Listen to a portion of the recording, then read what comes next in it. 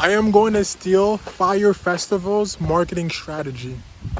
So I'm not sure if you guys know about Fyre Festival, if you guys know the lore about this crazy festival. If you don't, I really recommend you go on Netflix and you check out the documentary on the Fyre Festival.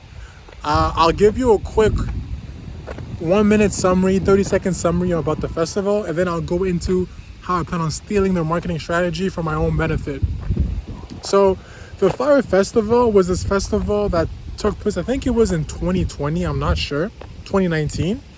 And it's basically this guy that rented out an island and paid a bunch of these Instagram model influencers to take videos and pictures on that island, promoting a festival that was going to happen on that island.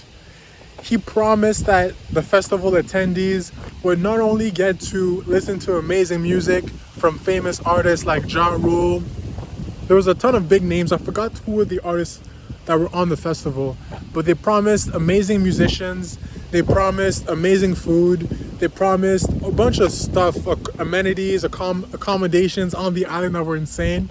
And they basically promised that this was going to be the craziest weekend of their lives, right?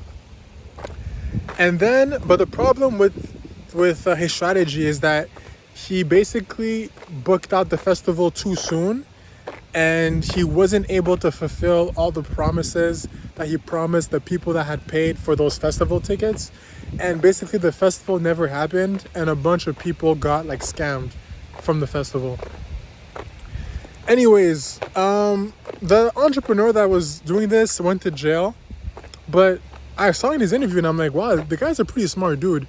And what I love the most about what he did, aside from the fact that he scammed a few people, but I liked the way that he understood mimetic desires. And he understood that if you want to get the whole world or a big segment of the population to care about what you're doing, you don't need to go individually and convince 1 million, 2 million, 3 million people that they should want to go there. All you need to do is find the 10, 20, 30 people that everybody follows and just get them to convince the rest of the people to buy your thing, right? And the reason why I'm saying this is because his whole marketing strategy is that he basically got the most followed Instagram models in North America, basically, and he got all of them to basically post an orange rectangle on the exact same day, on the exact same time. And when they did that, the whole thing went viral.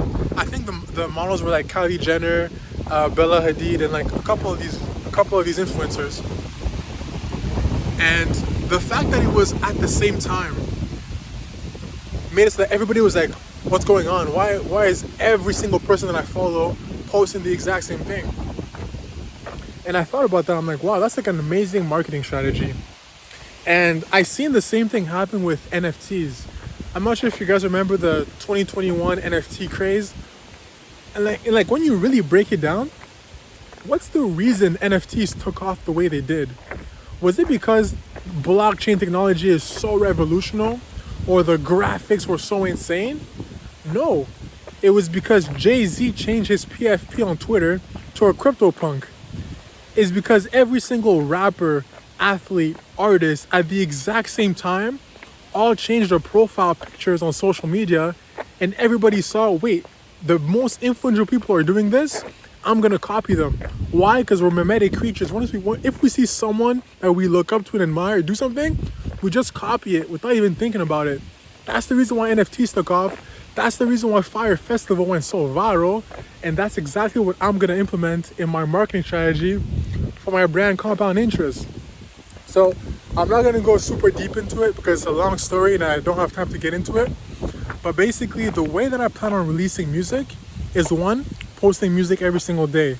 2, once a year, the first song that I drop of that year, meaning year 6, day 1, year 7, day 1, year 8, day 1, the first song that I drop for that year is going to be the most valuable song of my catalog for that year. So year 8, day 1 will be the most valuable song of the year 8 series. Year 9, day 1 will be the most valuable song of the year 9 series. So that first song is super, super important. And the way that I'm gonna market the rollout for that song is that 10 days away or 15 days away or 20 days away from me releasing that song, so 10 days away from me dropping year 10, day 1, I'm gonna make the most influential artists, athletes, influencers, politicians, basically everybody in the Illuminati, I'm gonna make all of them change their PFP to the year of my new song dropping. So if I'm dropping year 11, day 1, I'm gonna make all of them change their PFP to year 11. Now the question you're gonna ask is, why would they do that? How are you gonna get Kanye West, Jay-Z, Elon Musk, Sam Altman, Naval Ravikant, Joe Rogan, Mr. Beast, Nelk Boys? How are you gonna get all Thread Guy, TBPN, David Senra? How are you gonna get all these guys to simultaneously change their PFP to your compound interest thing? Well, obviously, like, it's gonna. I'm not saying it's gonna be easy. This is gonna be hard.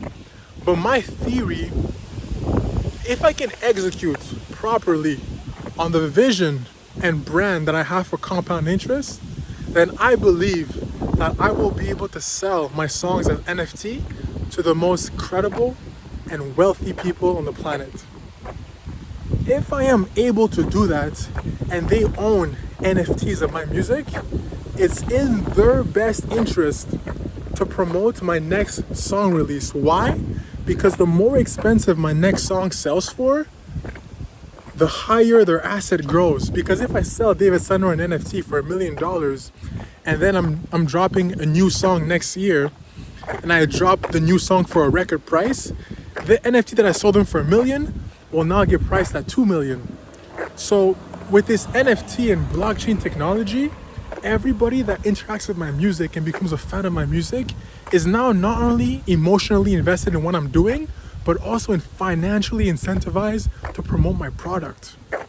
So the same way why Jay-Z changed his PFP to CryptoPunk, the same way why you see a bunch of these guys on Twitter with Pudgy Penguins as their PFP, is the exact same reason that I think I might be able to once a year be able to take the most influential people on the planet and make them change their PFP to my brand compound interest.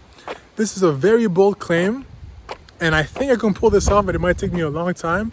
But I just wanted to get this video on my chest so that in 5-10 years, if it does happen, at least I have some sort of proof. At least you know where the idea came from and how I executed on it.